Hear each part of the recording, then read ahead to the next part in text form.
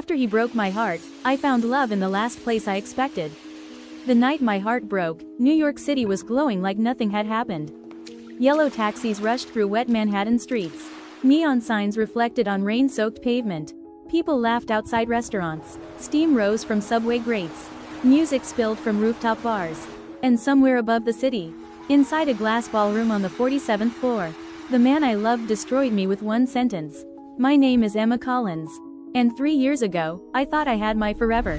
I was 29, a publishing editor in Manhattan, obsessed with books, coffee, rainy weather, and building a quiet life with the man I believed would become my husband. His name was Daniel Harper. Tall, confident, sharp blue eyes, Wall Street investment analyst, perfect tailored suits, perfect smile, the kind of man who looked like success before he even spoke. We had been together for 5 years. 5 birthdays, 5 Christmases, 3 apartments, 2 family vacations, 1 dog, and 1,000 promises, or at least, I thought they were promises. That night was our company holiday gala. Daniel's firm had rented a luxury ballroom overlooking Central Park. Crystal chandeliers glittered above polished marble floors. A jazz band played softly in the background. Champagne flowed like water. Everyone looked expensive, and I stood near the balcony wearing a navy blue dress Daniel once told me made me look like midnight. I had spent weeks preparing for that night, because I thought he was finally going to propose. I was wrong, very wrong. At 9:17 p.m., Daniel asked me to meet him on the private balcony. Cold winter wind rushed between skyscrapers. Snowflakes drifted softly across Manhattan. The city below sparkled like stars. For one stupid, beautiful second, I thought this was it. I smiled, hands shaking, heart racing. Then he looked at me. Not warm, not nervous, not loving, just distant. Then he said, "Emma, I think we should end this." The world stopped, literally stopped. No music, no traffic, no heartbeat, nothing. I laughed softly, because I thought it was a joke. It wasn't. My voice barely worked. What? He rubbed his jaw, wouldn't look at me, then said words I still remember perfectly. "You're a wonderful woman, but you're not the life I want anymore." My throat tightened painfully. Cold air burned my lungs. What does that mean? Then he answered, and shattered everything. I want bigger things, bigger circles, bigger opportunities. I can't build that life with someone who's ordinary. Ordinary. That word cut deeper than cheating. Deeper than screaming. Deeper than betrayal. Because I had given him everything. And somehow, I had become not enough. Then I saw her, standing inside the ballroom. Blonde, elegant, tall, red dress, diamond earrings, laughing beside Daniel's co-workers. Her name was Victoria Lane. A venture capitalist, wealthy, connected, powerful, beautiful, and suddenly, I understood. Daniel hadn't fallen out of love. He had upgraded, at least, that's what he thought. I stared at him, tears burning, then whispered, "Were you with her before this?" Silence. That was my answer. I didn't scream, didn't beg, didn't collapse. I simply removed the silver promise ring he gave me 2 years earlier, placed it in his palm, and walked away, while my entire future shattered behind me. Heartbreak in New York feels crueler somehow, because the city never slows down for pain. The next morning, taxis still moved. Subways still screamed. Coffee shops still opened. People still kissed on sidewalks. And I sat alone inside our apartment in the Upper West Side staring at walls that suddenly felt like strangers. Daniel moved out within days. Took his suits, his books, his framed photos, his cologne, his half of our dog's leash. He even took the coffee machine. The silence afterward felt violent. I stopped sleeping, stopped eating properly, stopped laughing. At work, I edited manuscripts while pretending my chest wasn't caving in. At night, I walked Manhattan streets just to avoid going home. Every block reminded me of him. Our pizza place in Soho. Our bookstore in Brooklyn. Our winter walks near Bryant Park. Our rooftop kisses in Chelsea. Everything hurt. And worst of all, I hated myself for still loving him. 3 months later, things got worse. I saw his engagement photo online. Daniel, Victoria, smiling on a private yacht near the Hamptons. Massive diamond ring. Luxury life. Perfect couple. Perfect timing. Perfect lie. My stomach folded into itself. He hadn't just left. He had replaced me. Fast. Clean. Like 5 years had meant nothing. That night, I cried harder than I had since the breakup. Then I did something I hadn't done in months.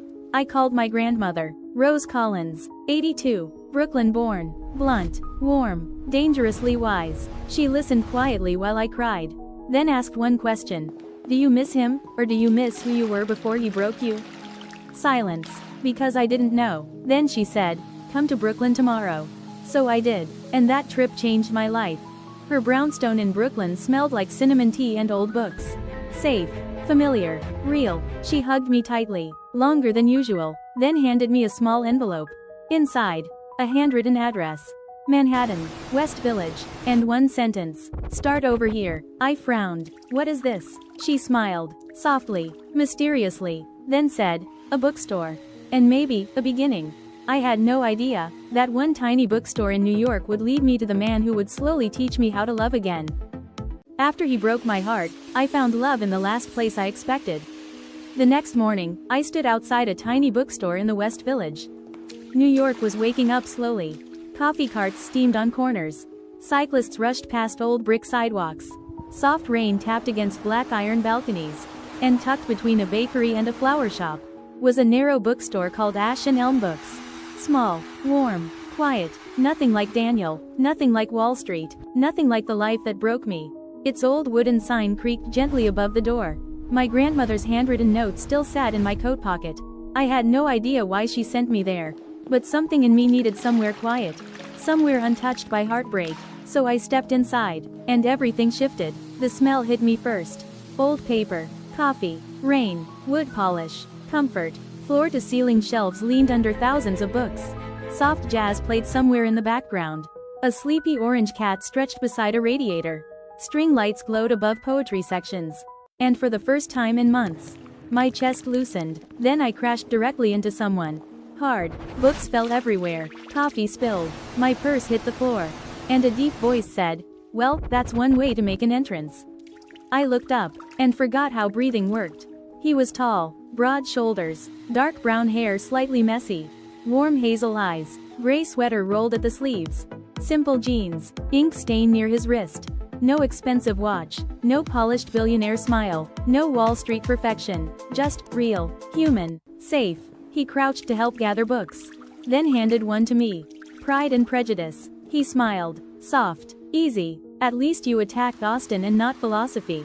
Philosophy people never recover. I laughed. Actually laughed. A real laugh. The first one in months. That alone terrified me. His name was Ethan Hayes. 32. Owner of Ash and Elm Books. Former literature professor. Now writer. Bookstore owner. Coffee addict. Hopeless lover of rainy mornings and old jazz records. We talked for 15 minutes. Then 30. Then somehow, 2 hours. About books. Travel. Grief. Writers. New York winters. Childhood memories. And heartbreak. Though I never told him mine. Not yet. He didn't push. Didn't flirt heavily. Didn't impress. Didn't perform. He simply listened. Like my pain didn't need fixing. Only space. Before I left, he handed me a free coffee and said, you look like someone who forgot what peace feels like. That sentence followed me home. I returned the next day. Then the next. Then again. At first, I told myself I came for books. And maybe I did. Partly. But slowly, I started coming for Ethan. He remembered small things. That I hated cinnamon. That I preferred rain over sunshine. That I loved classic fiction. That my favorite city sound was subway breaks at night. That I smiled more when discussing poetry. No grand gestures. No yachts. No expensive dinners. Just attention. Tiny kindness. Consistency. Things heartbreak teaches you to value. Weeks passed. Winter softened. So did I. Ethan became part of my life in quiet ways. Morning coffee before work. Book recommendations slipped into brown paper bags. Walks through Washington Square Park. Snow-covered benches. Street musicians. Shared silence. Long conversations near bookstore windows while rain tapped glass.